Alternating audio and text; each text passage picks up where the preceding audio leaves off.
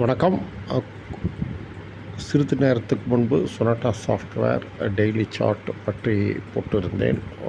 இப்போது வீடியோ எடுக்கப்பட்ட நேரம் 8/7/2025 மதியம் 1:32.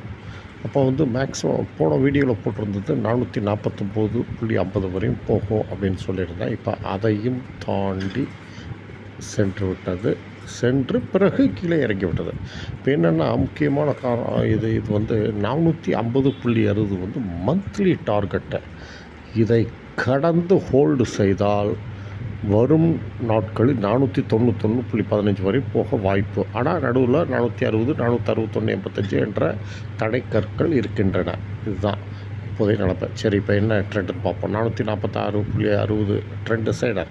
இதற்கு மேலே வர்த்தகம் நடந்தால் ட்ரெண்ட் அப் டார்கெட் 449.50, 450.60.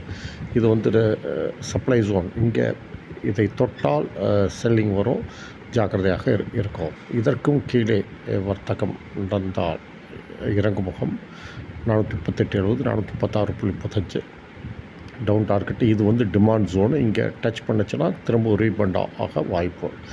சரி, இதை கடந்தால் என்ன செய்வது? 450.60 கடந்து ஹோல்டு செய்ய வேண்டும். இதை உடைக்கக்கூடாது. அப்போ 460.10, 461.84 வரை போக வாய்ப்பு. அதற்கு மேலே 491.15 வரை போக வாய்ப்பு. சரி, கீழே உடைத்தால், இந்த நிலைகளை உடைத்தால் என்ன செய்வது அப்படின்னு பார்த்திங்கன்னா, எதிர்பார்க்க டிமாண்ட் இருக்காது.